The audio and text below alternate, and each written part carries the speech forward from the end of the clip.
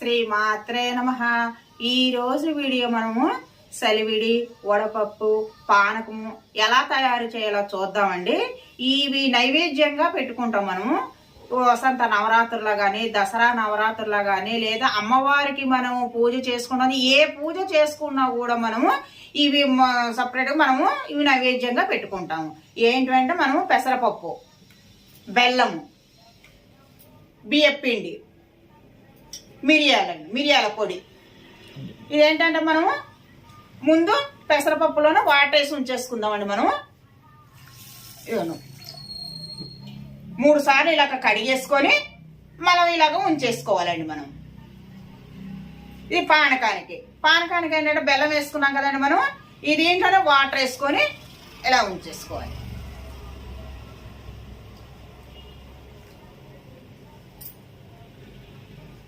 సలివిడికి ఏంటంటే బెల్లంలోనే ఈ బెల్లంలో కొంచెం వాటర్ వేసుకొని మనము బియ్యం పిండి కలుపుకోవాలి.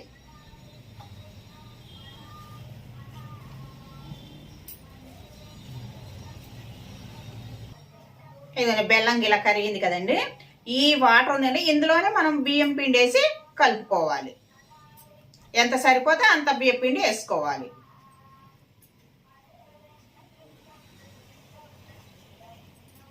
బెల్లం ఇది కరిగిన తర్వాత మనం ఈ పిండి వేసుకుంటున్నాం కదండి. ఇది మనం ముద్దలాగా అయ్యేంత వరకు పిండి వేస్తూ కలుపుకుంటూ ఉండాలండి. కొంచెం గట్టి పడుతుందండి, గట్టి పడేంత వరకు అలా కలుపుకోవాలి. ఇక చూడండి ఇలాగా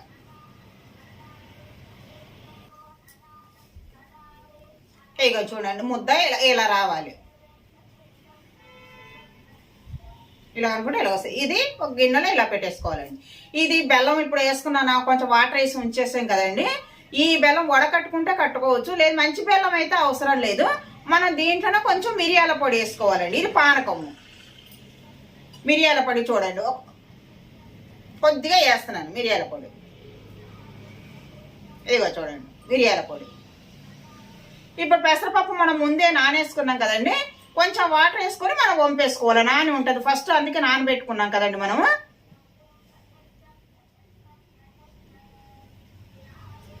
ఒకసారి 2 సార్లు కడిగేసుకుంటే మనము ఇలా నీట్గా వస్తుందండి.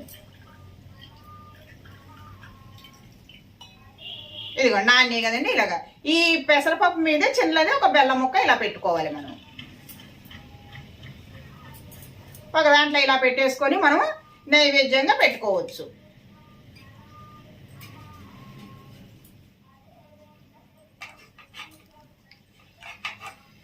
ఇది దసరా నవరాత్రుల్లో కానీ, వసంత నవరాత్రుల్లో కానీ, లేదా అమ్మవారికి పూజ చేసుకున్నప్పుడు కానీ, ఏదైనా మనం పూజలు చేసుకుంటాం కదా అప్పుడు కూడా ప్రత్యేకంగా నైవేద్యంగా ఇవి పెట్టుకోవాలండి. మనం ఇలా చేసుకుంటే మనకి ఈజీగా ఉంటుందండి. మనం వడపప్పు, పానకము, సలివిడి ఈ వీడియోలో చూసాం కదండి.